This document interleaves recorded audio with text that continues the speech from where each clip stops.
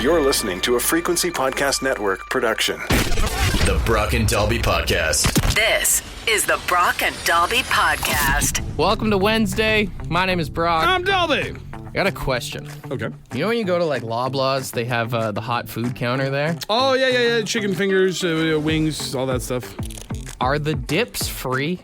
Oh, almost certainly not, right? Are they not? I don't know for certain, but it's Loblaws. Would anything in Loblaws not have a price tag? Okay, I'm not saying that I'm doing this. Oh, okay. But Courtney scolded someone yesterday for taking dips from the counter without. I thought they were all free. That's what I thought they were there for. Okay. Because I've been, trying to save some money here and there and just buying frozen pizzas to put in the oven. Right. And then I've been going to Loblaws. And taking dips? Dude, they have creamy garlic dip. It tastes as good as the one at Pizza, dude. I mean, that's the thing. I was going to bring up Pizza. Pizza's dips aren't free, or you get like one with purchase, but you couldn't roll into a Little Caesars, a Pizza, whatever your local pizza joint is, grab a dip off the counter and be like, deuces. Yeah, Courtney got mad at me. We were at the grocery store and she's like, you got to pay for those. And I was like, no, they leave them out in the open. It's for free. That's what they are. Yeah, just like the grapes. You can reach in and grab a couple of those to snack on while you're walking around. I think we can both agree, though, that dip prices are getting absolutely insane. Honestly, dipflation is out of control. Mm-hmm. The packets are getting smaller. The prices are existing because they didn't used to. Dip used to be free. Oh, we got pizza a few weeks ago and they were charging $1.50 a dip. That's insane. It's insane, dude. $1.50 a dip? I'm just going to dip in the mayo I got at home. It's not going to taste good, but I'll do it out of spite. Honestly, if dips get over $2, if dips get at the same price that gas is, I'm going to quit pizza. Brother, you know what you sound like right now? You sound like me talking about quitting smoking back in the day. Tell you right now, when the packs hit $10 a pack, I'm out. Bro, I'm using at least 3 dips on a box of pizza. At least. All I'm saying is I said I'd quit when smokes hit 10. I smoked all the way up till 20. So don't look me in the eye and tell me you're quitting dips at $2. I don't even like pizza at this point. I just like dip. I'm dipping and I'm not even doing tobacco anymore, man. The Brock and Dalby Podcast. The Brock and Dalby Podcast. Maybe the radio is not the best place to say this out loud, but brother, I think you and I could rob an airport. Are you talking about the thing that happened in the Pearson or the $20 million gold heist? Yeah. Turns out also it was more than $20 million. It was $20 million in gold. It was an extra like $2 or $3 million in like foreign currencies worth about that much in Canadian money. Mm-hmm. And I know this because I found yesterday. Turns out when they made those arrests and everything, the Toronto Police Department did a 9-10 minute press conference that is readily available on YouTube, where they go into detail of not only how they caught these people, but how the heist itself went down, step by step, how these guys stole the money, stole the gold. One of the dudes worked at Air Canada, right? That was the thing? Yeah, he worked. We thought that maybe he worked at like a ticketing counter or something like that. No, he worked in the back. No, I kind of figured that. Cargo. Yeah. Okay, maybe it was just me that yeah, thought I kind of figured he had to be in the ticketing there. guy. Yeah. They showed like how they got the gold from one place to another, the mislabeled bills and stuff that they used, plus how they got it onto a truck. They showed all the footage from like the highway cameras and stuff they used so they could track the truck. But then the truck disappears just north of Milton, as a matter of fact, because it gets into a bit of a rural dead zone. They don't have the cameras, and that's where my brain starts going off. Well, here's where they made the mistake, because after they got to Milton, then they got back on the radar. That's how they got caught. Yeah. I'm sitting there this whole time. I'm a 40-year-old man, 300 pounds, sitting on the couch, eating snacks and drinking a 0-calorie Mountain Dew, going, I could have pulled off this robbery. That's like your equivalent of watching the Olympics and watching gymnastics and being like, idiot. Right. Watching somebody fall down on the floor routine and be like, psh, all you had to do was stay on your feet. Yeah. All these guys had to do was not get caught. I think the toughest thing of the whole robbery, I think I would have messed it up because I wouldn't have been able to keep it to myself. That is the tough part. How do you do something that big? Yeah. and not tell anyone? Well, and like they get into crazy detail too, because they're talking about like as they were raiding different places and executing search warrants, they were finding like smelting pots and stuff. They were melting down this gold and making 99.9% gold bracelets. Because a couple of the guys that were the 9 that were charged or arrested were like own jewelry stores and stuff, right? So they were like trafficking the gold through their stores. It's honestly, this 9-minute press conference was one of the best heist movies I have ever watched in my life. I was fascinated. And then I felt like my brain, it's like when you hear about people who watch a lot of true crime and then they're like, I know how to get away with murder. Yeah. You sit there and you take in all this information, and I would obviously never. There's no scenario on this planet that ends with me and you knocking off an airport for $20 million. But there was a moment yesterday where I was like, I bet you I could, though. I could do it. I bet you I could get away I could do with it. Go full Ben Affleck in the town. Yeah, that's right. Yeah. I've watched enough movies, man. I just don't even know how you think you get away with it, though, at the end of the day, that's right? That's the thing. Because, I mean, their plan of how they got the gold from one place to another, got it on a truck, and got it out of the greater Toronto area is actually pretty genius at the end of the day. But it's everything beyond that, where you don't think Brinks and the government of Canada are going to come back for that money. Mm-hmm. That's where it falls apart for me, where I'd be like, I would be looking over my shoulder for the rest of my life. The Brock and Dalby Podcast. Some people are saying they didn't even get all the gold back. No, so they sold a bunch of it off. They melted down some of it to try and traffic it that way.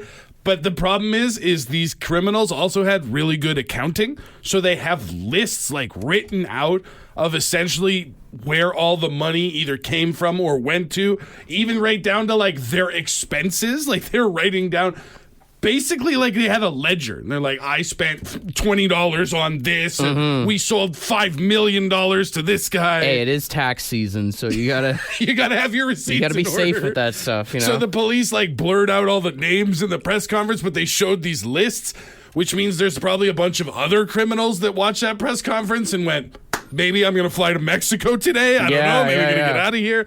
But it's just something, because some people were saying, like, this all sounds like the plot of Goodfellas, like the airport robbery and having a man on the inside and all that stuff. And I'm talking about, like, I'm watching it and I feel like maybe we could pull off this robbery now. And it is crazy how you can watch, whether it is like the true crime stuff or you watch like these movies and you go, yeah, I think I understand this now. I think I have a full understanding of how this works. Hell, dude, I see workout videos all the time, and I'm like, could be me. You see someone do like one of those transitions where they're like, this is what I looked like 6 months ago. This is what, and you're like, that's easy. Well, if you can do it, why couldn't I do it? You know what's one that's bad? This was a movie.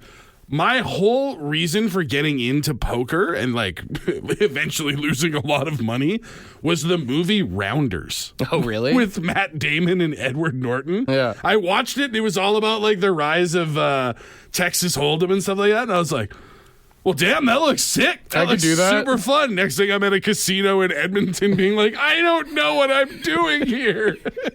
See, I'm more like I see videos online of people doing stuff with their dogs, and I'm like, yes, we've got to try that. And my dogs just sit there looking at me like idiots. That's true. I did watch one YouTube video and try and train a cat to use our toilet about 15 years ago, and that just ended up bad for both of us. No one used the toilet. I just got scratched up a bunch. I think that's the problem with the internet now is we see too much things and you go, well, if that person could do it, so could I. I mean, DIY videos are a problem online. I mean, I guarantee you, my tradies can speak up on this. Yeah. How many times do you see a video online where someone's like, here's how to do an easy fix at home? And then you're like, dude, you're going to cut into electrical wires or something. Like, don't do that. I saw one yesterday that was like, if you're doing a woodworking project or if you're doing like work on your walls and stuff like that, and you need to get rid of a blade that's gotten dull, and the guy just hammered it into like the foundation of the home, like a piece of the wood. And it's like, why would you ever do that? My favorite thing is I never really comment on anything on Facebook, but I always peruse through the comments. And do you ever watch a video like that for DIY stuff or whatever it is? And you see one thing and you're like, well, that's not right. That can't be true. I automatically go to the comments to see if other people are thinking the same thing. 100%. Yeah. Because if you get through the comments and nobody else mentioned it, you're like, okay, maybe I'm dumb. But more than likely, like 20 other people are already in there. Like, if you do this, your house is going to explode. I even like looking through the comments on really dumb videos where all of a sudden maybe I notice someone doing something weird in the background. And then all of a sudden you go through the comments like, you see that lady with the dog in the back? And you're like, yes, Kate, I'm glad I'm not the only one, right? They say you should never read the comments when you're online, but sometimes that's where you find your satisfaction, is other people who notice the same things that you did. Also, sometimes I think I'm a bad person. Then I scroll through the comments and I go, I'm actually better than a lot of these people. I'm actually pretty good. I'm doing all right. I'm all right with God here. All right. The Brock and Dalby Podcast. Is it cool if I sing a song this morning? Ooh, what do you got for me? There's something that I know is stressing me out and is stressing just in general a lot of people out right now. Okay. And when I get mad or stressed or anything like that, I feel like the best thing to do is sometimes sing. So just to let it out, man. That's Get those okay with emotions everyone. out. I'm gonna.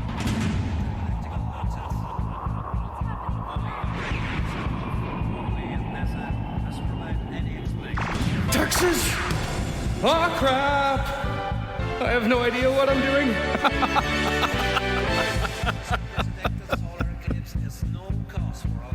Texas. Wait, why do I owe the money? I kept every damn receipt. I have an RSP, but it doesn't matter because I still have to pay the tax. I'm 29 years old, dude. I have no idea what I'm doing still. Brother, that might be your most relatable song to date. Does anybody get their taxes? Like, does anybody actually do their own taxes? I'm so confused trying to do it, man.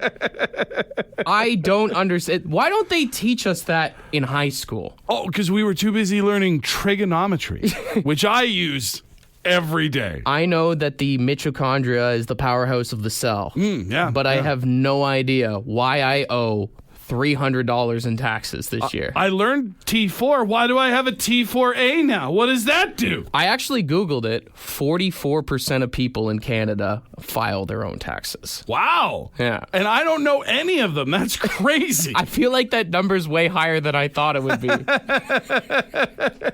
I think I wanted it to be lower so I could feel better about myself. I spent a month in school learning cup stacking, but they wouldn't teach us how to do our taxes. Brother, I know Tybo. I don't know how to do my taxes, but I know double time. The amount of dumb stuff that they teach you in school, but you don't know how to do their taxes. Honestly, I respect the people who do other people's taxes. Yeah. That you can make money off of us not knowing how our money works. Our own stupidity is your fortune. It's honestly brilliant.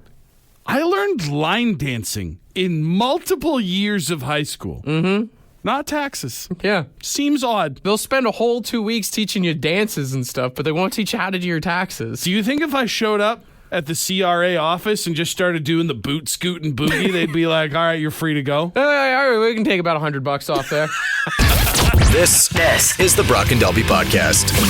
Uber just released a list of the most popular things that are lost and found in their vehicles. Oh, God, I can only imagine. Of course, the common ones are like, vapes, laptops, phones, jewelry, wallet, headphones, clothing, luggage, all that kind of stuff. The stuff that you either have in your hands and put down or could maybe fall out of a pocket or a purse. Now, the best is on Uber's website, they did list the top 50 most unique lost items that they had in there. Okay.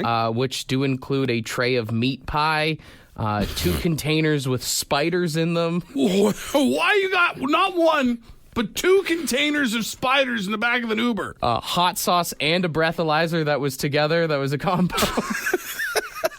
Do you think that the person tried to use the hot sauce to beat the breathalyzer, and when that didn't work, called the Uber? That would seem like that would be the recipe, right? That seems like the order of operations here. But then my favorite that's on the unique lost items for Uber is a frontal hair toupee. Like just if you had like the horseshoe, Yeah, it's and like it just it's clips like in. a toupee for your bangs. I guess you could call it there. I could use one. That's where I'm mostly bald. Is like this area right here. Yeah. I didn't realize there was just like a little patch you could put in there. I just laugh at the idea of maybe having a night out and then you're sitting in the Uber and you're like, I got to take my toupee off here. I didn't think you had that much confidence if you were rocking a toupee to just casually just rip it off, you know? Do you think that it is a situation of like, you know, like when you take your shoes off, like, oh, my dogs are barking, but then you peel off the toupee?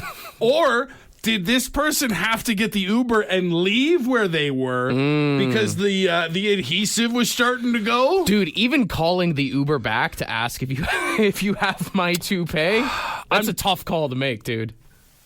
I don't want to admit this, but for the purposes of the entertainment value, I will say I have looked into the price of a toupee. They're not cheap. They are definitely expensive enough that you call the Uber back and be like, bro, I'm the bald guy from last night.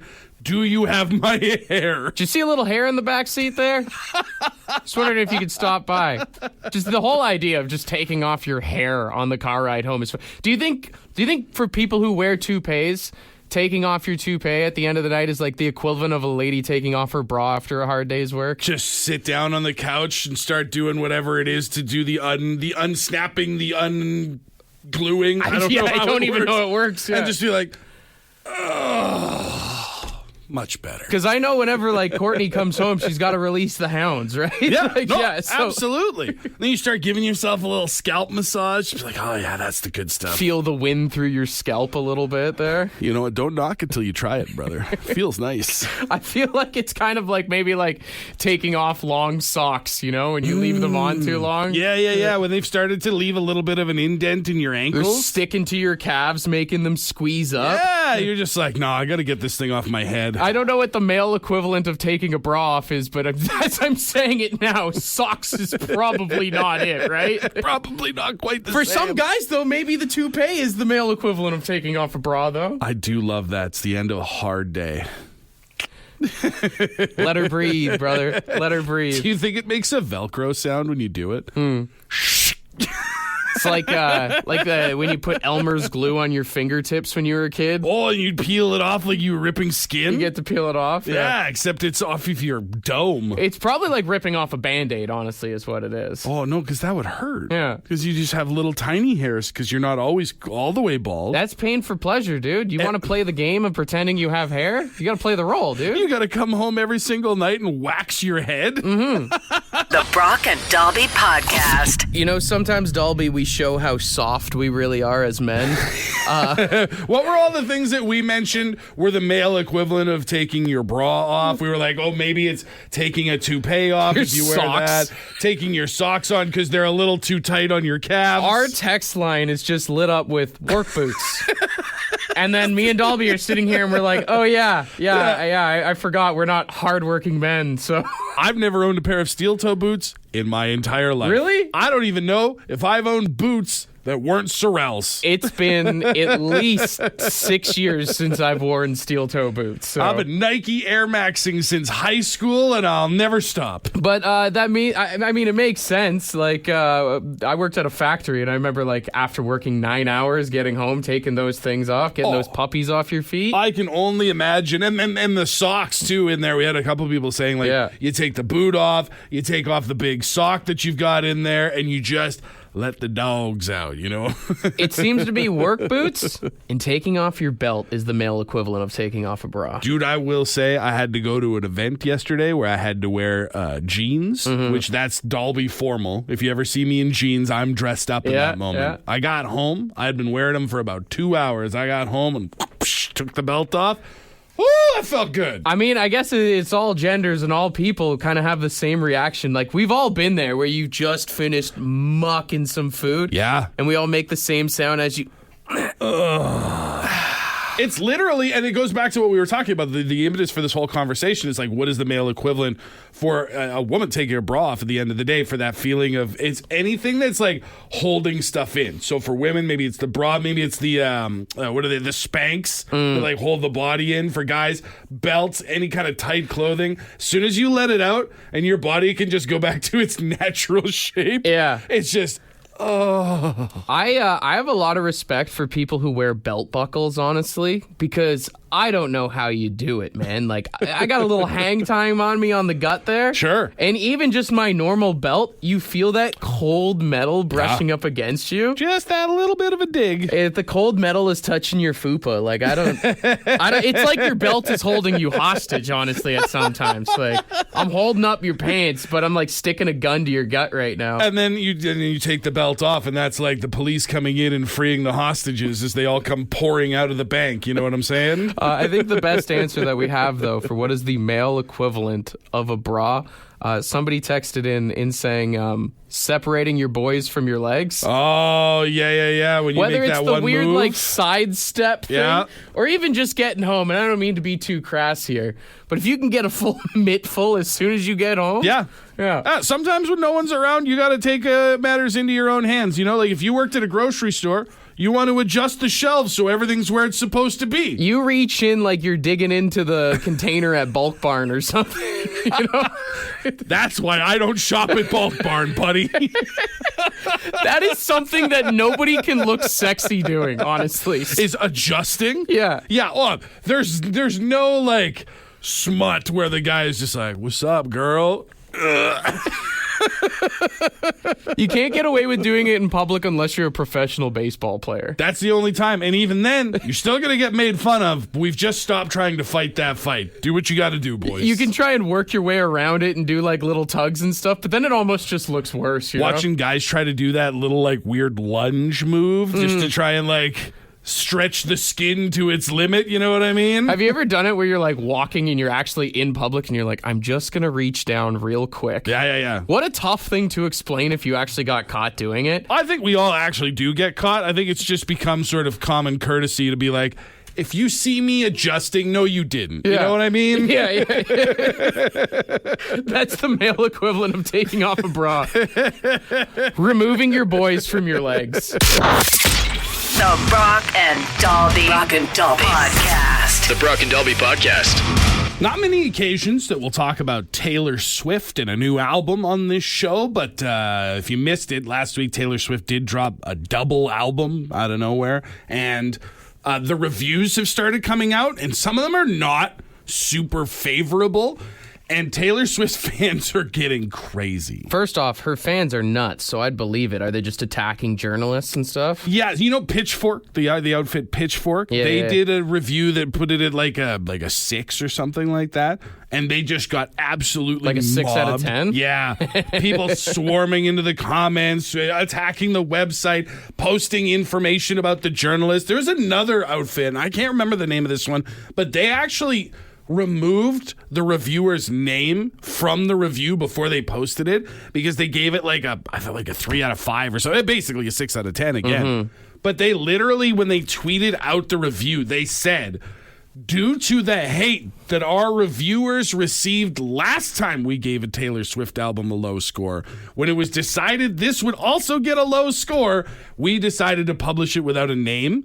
And Taylor Swift fans started going through like, this article uses the same type of language. This person once tweeted that they don't like Taylor Swift. They started digging just to find this journalist? To try and dox whoever it is that had the audacity to say that whatever this new Taylor Swift album is called, I can't remember, is not the greatest album of our generation. None of this surprised me because Taylor Swift fans are probably the most insane fans on planet Earth. I mean, there's tons of like hard rock bands and metal bands and stuff that you could be like, their fans are crazy. Sure. I don't think anyone has a fan base right now on planet Earth that is as gnarly as the Taylor Swift fans. I mean, there was that story, what was it, like a year or 2 years ago, where there was literally, like, the magnitude of the sound was so large coming from a stadium that it caused, like, a small earthquake in its city. Right. It registered on seismic scales in, I want to say it was like Brazil or something like that. I don't know what it was, yeah. It's crazy what these people can do. But, like, you think about it, because, like,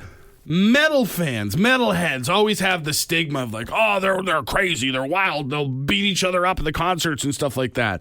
Like, if your favorite metal band got a new album poorly reviewed, the fans would just throw up the middle finger and move on with their day. Well, dude, even like some of these people that are Swifties are like going to sell their kidney just to go to a concert, you know? That's true. And they probably still will have to take out a loan because I don't think that covers the cost. I'm worried if Taylor Swift ever cancels a concert because I think it would be way worse than that whole Metallica GNR situation in Montreal back in the day. No kidding. A Taylor Swift riot could be the end of a city, honestly. Absolutely. If you thought like any hockey team fan base or any like soccer teams that'll like crumble a part of the stadium, that's going to be Taylor Swift fans. I don't think that'll compare. I think the soccer hooligans will be standing off to the sidelines going, you took this too far. Yeah. You've taken it too far today. And the only way to stop the riots is for Taylor Swift to release a new song. That's it. Has to step up and has to perform it live to soothe the Giants back to sleep. I feel bad for the guys that date Taylor Swift because they always get songs written about them. Yeah. But can you imagine the ridicule those poor dudes get online from like these people sliding in their DMs all the time? Honestly. It's like, you know when you date someone and then their friends start talking trash about you? Yeah. Imagine that, but on a global frickin' scale, The dude. entire world is now trying to tell Travis Kelce that he's not good enough for her. Oh, I guarantee you there's people sliding in his DMs telling him that he's not good enough for her. Taylor's reaching across the couch, tapping his phone like, no, hon, just put it away. Don't listen to them. I do like you. And the album that I make about you is going to be double platinum. Can we get a round of applause for Travis Kelce, honestly? That poor guy. Dude. The Brock and Dalby Podcast. Ed's word of the day. Let's see what he's got. Good morning to you. Today's word, imperturbable. Yeah. What? Imperturbable. Spell it, Ed. Spell it, Ed. Yeah, okay. Anyways, yeah. Imperturbable. Imperturbable. Yeah. And it's extremely calm or serene. Yeah, try saying that way. It's just saying the word. Anyways, that's about it. Have a great one. Cheers her up. You know how if you get like a DUI or something, they make you say the alphabet backwards? They should just have you try and pronounce this word. Here, I got the... got it? Imperturbable. Imperturbable. He wasn't that far off. No, he was just adding an extra bull at the end. He was saying imperturbable. I missed the whole definition, basically, of what it was because I was trying to figure out how to pronounce it. I pulled it up here. It's essentially, according to the Oxford people, unable to be upset or excited. So it's someone who's like super calm all the time. Yeah. Like you see that one person that's always like, they're almost kind of like stoic. Yeah. You could say that they're imperturbable. Here's one way not to use it.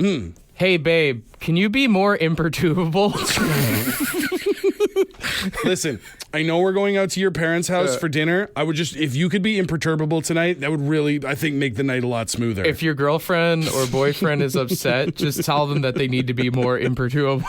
If you work with that one guy on the job site who's just a total spaz, the type of guy who's always like throwing stuff, kicking stuff, just tell him, bud, today, I need you to be imperturbable. If you want to see someone not be imperturbable, call them imperturbable. Or ask them to be imperturbable. Imperturbable. I can't say it. Imperturbable? Let me try this one. Imperturbable, imperturbable, imperturbable. Say 3 times. Use it wherever you can today. Imperturbable. All right. That's the best one yet. For more Brock and Dalby, tune in weekday mornings 5:30 to 9. The Brock and Dalby Podcast is brought to you by badshop.ca, the Brock and Dalby merch store. With all proceeds going to the Canadian Cancer Society.